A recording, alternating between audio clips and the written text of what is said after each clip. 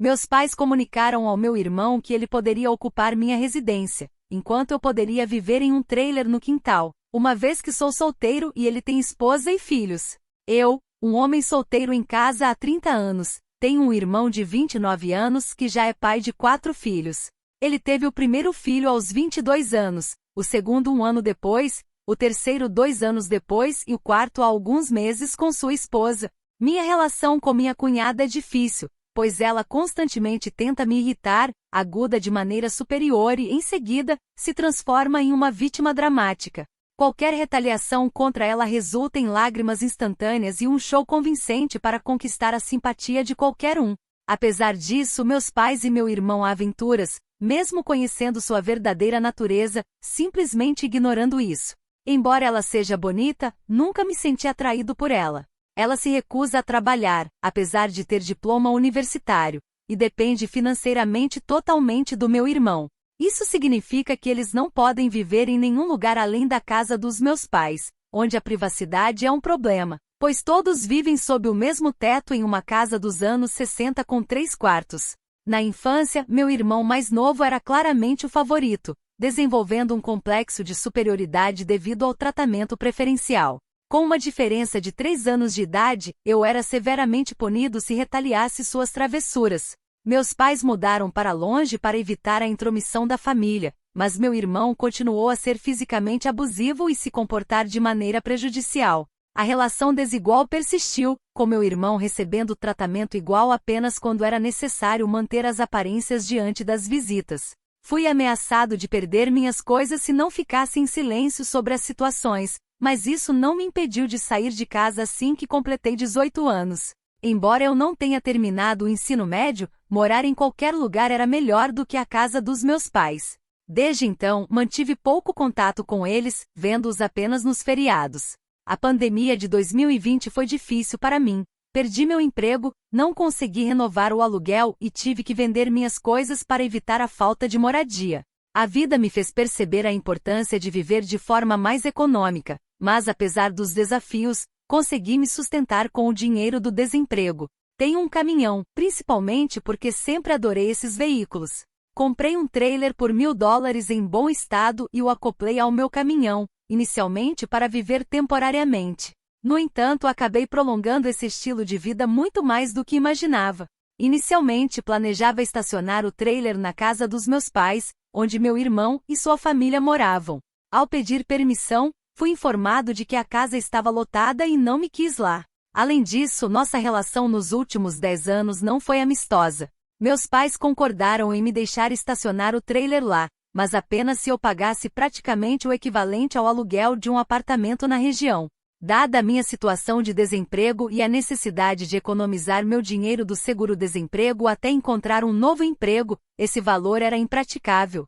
Meus pais rotularam meu trailer como uma monstruosidade e me pediram para sair. Minha cunhada achou hilário eu morar em um trailer, e meu irmão se juntou a ela, zombando de mim e me chamando de vagabundo sem teto. Na primeira noite, sem ter para onde ir, estacionei em um estacionamento de loja para dormir. Estava apreensivo com a possibilidade de invasões e, como resultado, não consegui dormir bem. Não havia outros parentes próximos com casa disponível, e meus amigos viviam em apartamentos. Além disso, era importante para mim permanecer na minha área. Assim, enviei minhas correspondências para o apartamento de um amigo, a única maneira de receber minhas correspondências. Encontrar um local estável para estacionar o trailer foi solicitado. Durante meses vivi uma vida de acampamento enfrentando diversos desafios, desde encontros com mendigos e viciados em drogas até pessoas exigindo que eu fosse embora. Devido ao fato de meu trailer ter sido rotulado como uma monstruosidade em determinado momento, alguém que me tentou mudar alegou que havia uma taxa para eu pagar. Eu nem fiquei estacionado em uma rua residencial, e quando questionei sobre os táxons, a pessoa ficou extremamente hostil e ameaçadora. Decidi mudar meu trailer de qualquer maneira, apenas para evitar problemas e garantir uma eletricidade constante e adequada. Aprendi a usar um cabo de extensão longa para conectar em qualquer lugar possível e recarregar as baterias do meu trailer. Isso incluía conectar furtivamente a uma tomada externa de algum prédio aleatório enquanto estava estacionado em uma rua. Eu reconheço que essa prática não é ideal, mas era necessária para manter minhas baterias carregadas e a geladeira funcionando. Possuía um pequeno banco de energia solar para recarregar meu telefone, mas não tinha um gerador, já que são barulhentos e requerem combustível. Após meses vivendo dessa maneira, finalmente consegui um novo emprego. Tive que me mudar para uma cidade vizinha para encontrar um emprego que não estivesse relacionado ao varejo. Trabalhei no varejo durante a faculdade e prometi a mim mesmo nunca mais voltar a essa área, embora estivesse prestes a quebrar essa promessa. Embora ainda tivesse recebido dinheiro do seguro-desemprego, não tinha um local fixo para morar durante esse período e não queria permanecer desempregado quando o dinheiro acabasse. Além disso, eu estava entediado.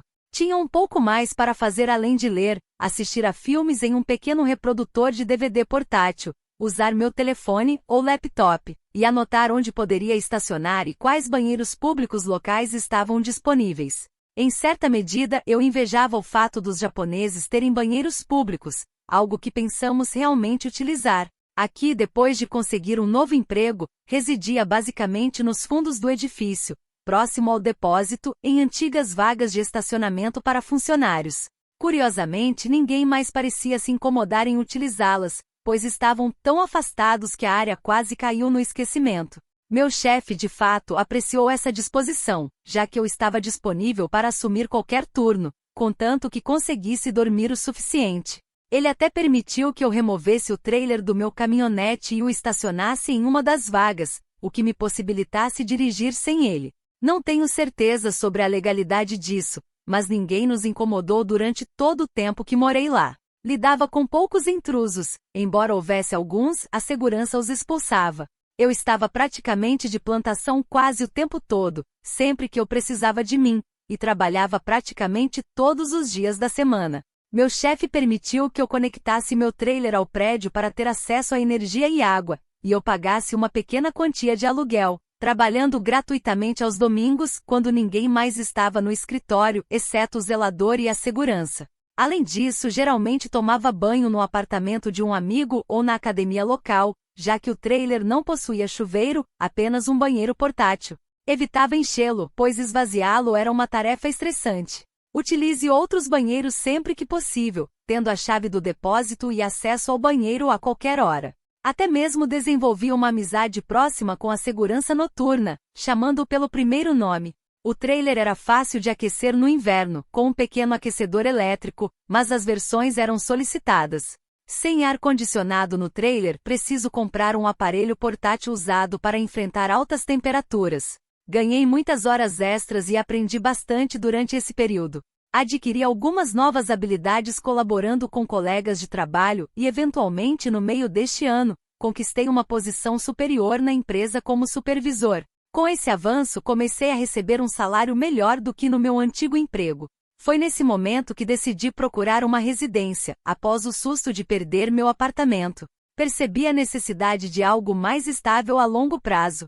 Iniciei a busca por algo próximo ao meu trabalho e encontrei uma casa pré-fabricada de 3 quartos em uma pequena propriedade, a apenas 3 quilômetros de distância. Consegui comprá-la por $10.000 a menos do que o preço original.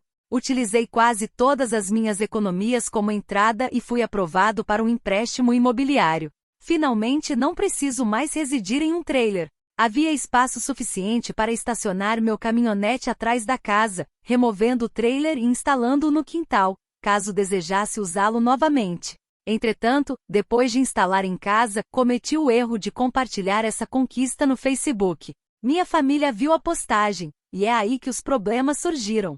Após algumas semanas, meus pais, meu irmão e sua família apareceram para uma visita sem aviso prévio, desejando fazer um tour pela minha nova casa.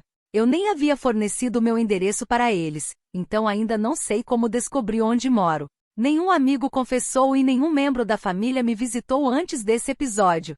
Isso me faz pensar se talvez me tenha seguido no trabalho e me acompanhado até em casa. Não ficaria surpreso se isso tivesse acontecido. Assim que abriu a porta, praticamente todos entraram como turistas indisciplinados, começando a se sentir em casa. Minha cunhada exibia um sorriso assustador. Ela repetidamente exibia esse sorriso para mim, e só mais tarde descobriu o motivo, o que me deixou mais furioso do que um tour com esteroides recém-picados por uma vespa. Meus pais enfatizavam constantemente o espaço extra que eu agora possuía, considerando demais para alguém como eu, sem esposa ou filhos. Claro, não agora, mas talvez algum dia. Meu irmão também comentou sobre como havia mais espaço em minha casa do que na casa dos nossos pais, além de ser mais próximo do trabalho dele. Havia bandeiras vermelhas ao redor, eu sabia.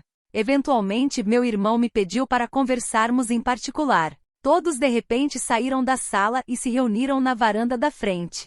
Foi nesse momento que finalmente percebi que eles estavam tramando algo. Meu irmão, chamemos de Dan para simplificar, afirmou que a casa era grande demais para mim sozinho.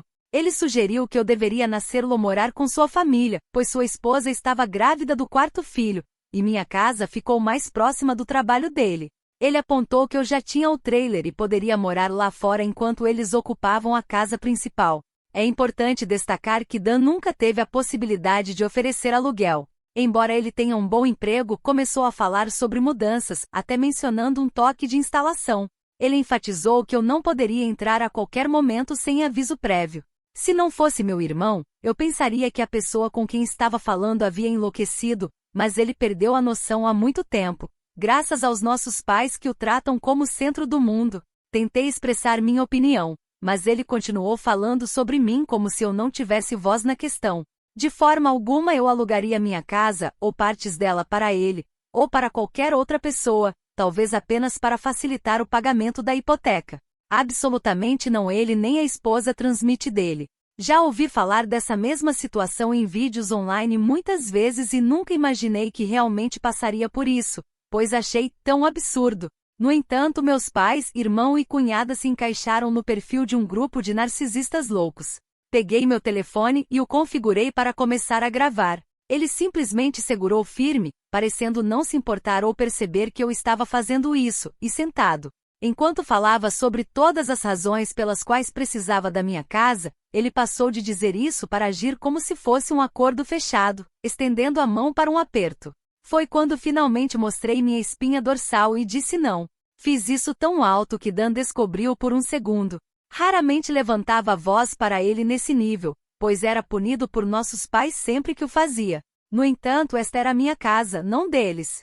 Minha moral pode ser tão brilhante quanto você quiser. Nesse momento, levantei-me e disse a ele que minha casa não estava disponível, e agi como se ele pudesse se mudar só porque eles querem. Não vai fazer isso acontecer. Comprei minha casa para mim, e não é minha culpa que ele continue tendo mais filhos e tenha que continuar morando com nossos pais porque não pode se mudar. Dan mudou-se de mim o mais fisicamente possível, sem realmente me tocar, e disse que eu não merecia a casa e que ele precisava de um lugar melhor para a família dele morar. Ri na cara dele e disse que era besteira, pois trabalhei muito para poder comprar minha casa, e é claro que eu mereci. Dan começou a gritar que não tenho esposa nem filhos e não preciso de todo o espaço, então posso dar a ele. Eu disse que não vou dar nada a ele, e ele nunca se ofereceu para me pagar o aluguel se eu deixar ele se mudar. Ainda estaria pagando toda a hipoteca da minha própria casa, mesmo sem poder morar nela. Então Dan disse que não deveria pagar aluguel, pois a família dele vem em primeiro lugar. Nossos pais afirmaram que eu deveria fazer isso, como se a palavra deles fosse lei ou algo assim, e disse a Dan que eles não tinham o direito ou o poder de dar minha casa a ele. Nesse momento, meus pais e cunhadas invadiram a porta da frente e me cercaram para tentar me forçar a concordar.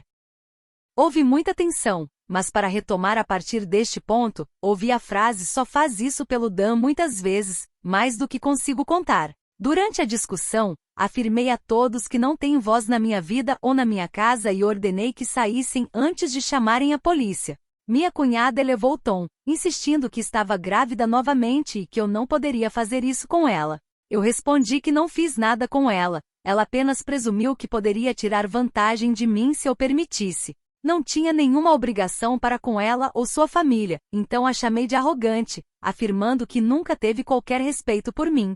Disse a ela que não me importava com o que ela pensava ou quantos filhos tinham, ela não moraria na minha casa. Isso deixou tão irritado a ponto de eu atacar. Desferi um golpe forte no meu rosto e tentei fazer mais, mas meu irmão a conteve chutando e gritando. Ela continuou exigindo que ele me soltasse para que pudesse arrancar meus olhos, e chegasse ao extremo de tentar pegar o telefone que eu segurava. Então, levante-me e ameacei chamar a polícia se não fosse embora imediatamente. Meus pais disseram a Dan que estavam saindo, e minha mãe afirmou que eu tinha uma semana para reconsiderar minhas atitudes. Respondi que não faria isso e pedi para ela não voltar. Em seguida, avisei minha cunhada que meu telefone havia gravado tudo e que se ela tentasse alguma coisa, eu prestaria queixa por agressão. Ela falou comigo e saiu chorando alto, cobrindo o rosto com as mãos.